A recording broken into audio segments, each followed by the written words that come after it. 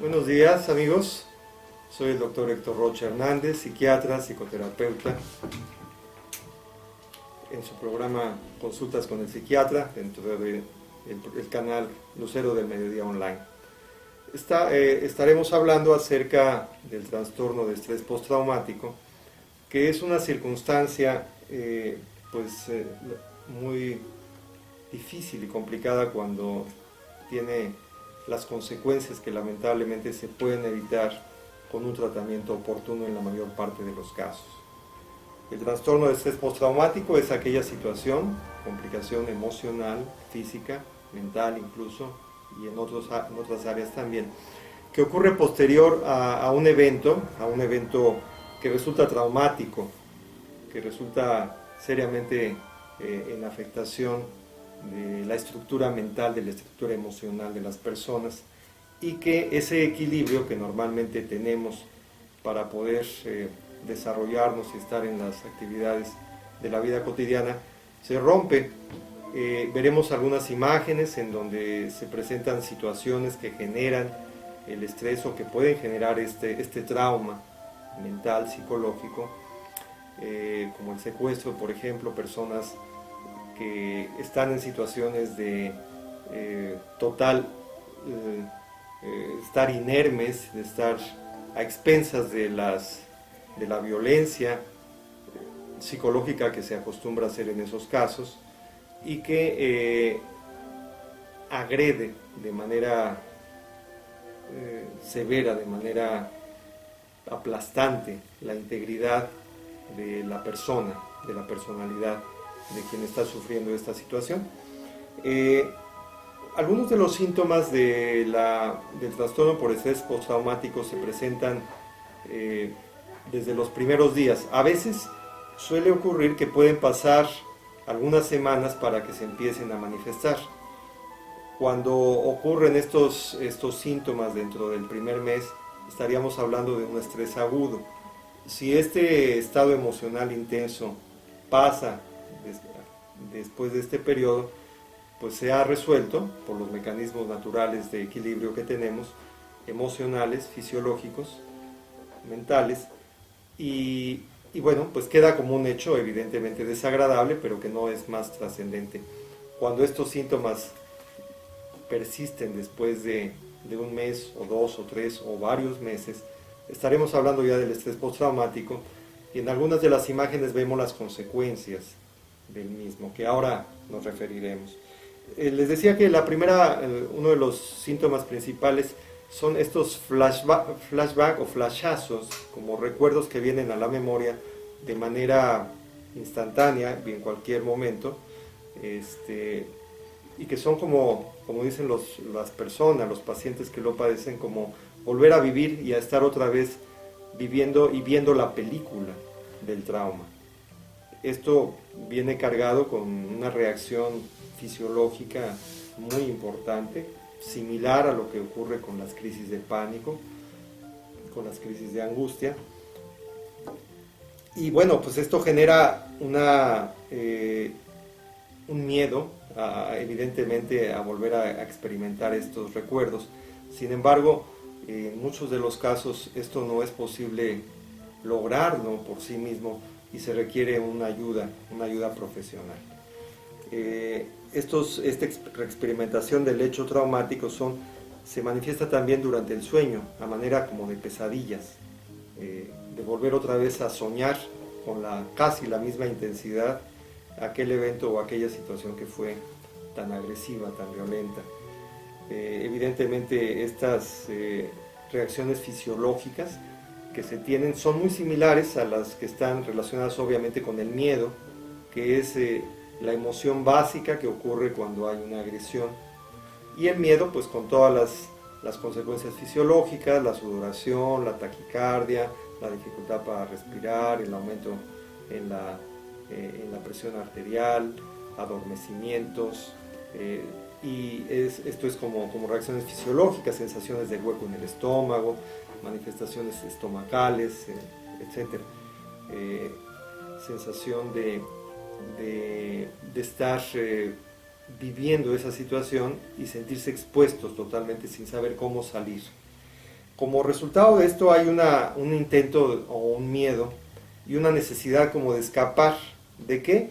Bueno, a eso ya no está sucediendo, el hecho, el evento ya no está pasando, pero el paciente que lo está experimentando tiene exactamente la sensación de que o está sucediendo o está por suceder nuevamente ese evento tan terrible. Por lo tanto, hay una reacción casi instantánea, impulsiva, de defensa de salir. ¿A dónde? Pues lejos, simplemente lejos. A veces ocurre que los pacientes en esta condición se quieran salir, huir de su casa, ir a un lugar que consideran seguro, o, o pensar que si simplemente huyen y corren como un mecanismo de protección, estarán más seguros de lo que pueda ocurrirles. Esta situación pues hace que las actividades y la vida cotidiana de las personas pueda ya no seguir el curso natural. De manera que si esto ocurre, por ejemplo, en el trabajo, o si se trata de personas que están en la escuela, escolares, o en cualquier otro lugar, en una situación social, pues no puedan mantener, digamos, la constancia o la dedicación que necesitan para las actividades cotidianas. De modo que empiezan a identificar muchos lugares como inseguros y muy pocos o casi ninguno como seguros. Habitualmente ocurre que sean personas que después, si va evolucionando el trastorno de estrés postraumático, tiendan a recluirse en su casa, a no salir, a estar asomándose por la ventana, etcétera, para ver si no hay o si no vienen la persona o la situación que le generó este trauma. Entonces, el aislamiento, el retraimiento y como consecuencias que las mencionaremos más adelante, la depresión, por ejemplo, las crisis de pánico son frecuentes de complicaciones en este trastorno. Se pierde el interés en las cosas y todo el interés y el proceso mental y emocional de las personas se centra exclusivamente en estar conectado, estar como enganchado con el evento traumático, de manera que el resto de las situaciones de la vida cotidiana que pudieran ser, si bien no así esplendorosamente de felicidad, pero bueno, agradables por lo menos, cotidianas, bien, pues no tienen sentido para las personas en esa situación. Esta es una especie como de pérdida del interés o del gusto por la vida propiamente y estar enfocado casi exclusivamente en el evento y no poder salirse de esa situación que ocurrieron o que vivieron. Hay una sensación también como de disociación. En alguna de las imágenes veremos cómo las personas parecen sentirse como extraños ante la realidad. Lo dicen ellos como si no fuera yo mismo, como si no estuviera dentro de mí, como si estuviera viendo a la distancia, como un testigo, la realidad, como un espectador desde afuera.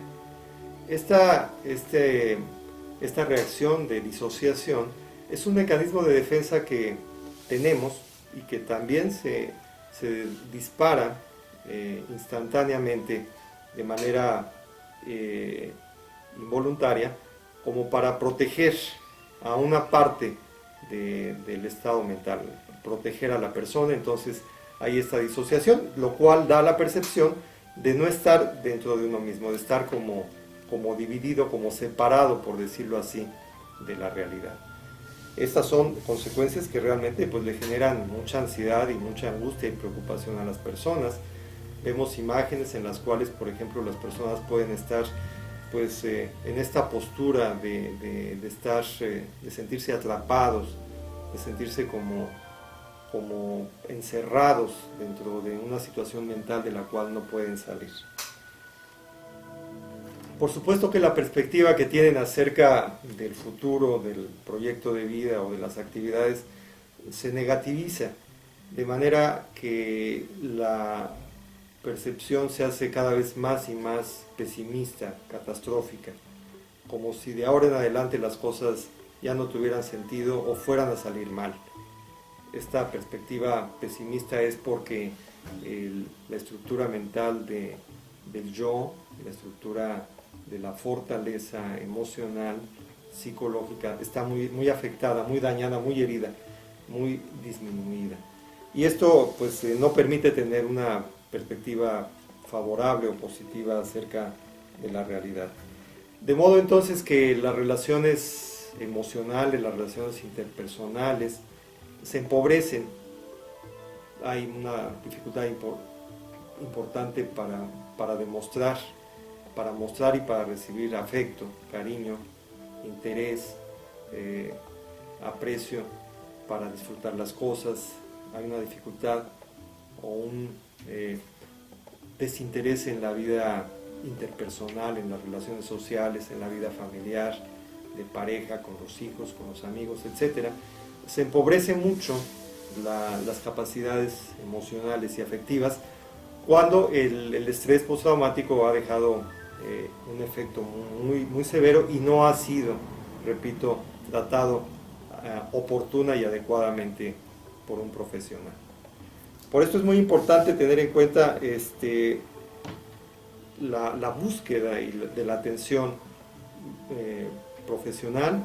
Los psiquiatras, los psicólogos, los terapeutas, tenemos diferentes formaciones, pero nos encaminamos fundamentalmente, a veces de manera integral y en conjunto, al manejo y al tratamiento de estos problemas. Yo soy médico psiquiatra, psicoterapeuta en varias áreas, y una aparte de que en ocasiones puede ser necesaria la medicación por los estados tan severos de depresión o de angustia que se padecen, es fundamental, por supuesto, la ayuda terapéutica. En el caso particular, en el caso personal, utilizo una terapia cognitiva, una terapia racional, una terapia objetiva, práctica, pero también combinada con una terapia del inconsciente, con la terapia hipnótica, con la psicoterapia ericksoniana, lo cual permite que podamos trabajar en estos dos niveles, tanto en el nivel profundo del origen y de los mecanismos psicológicos inconscientes, y en el nivel de la vida cotidiana, de la realidad cotidiana. Esto permite que, junto en ocasiones con alguna medicación, la evolución y la recuperación del trastorno pueda ser más pronto y más completa. Me despido de ustedes, soy el doctor Héctor Rocha Hernández, psiquiatra, psicoterapeuta, y mis teléfonos son el 2-13-64-31 y 2-13-0026, aquí en la ciudad de Querétaro, Querétaro. Hasta luego, amigos.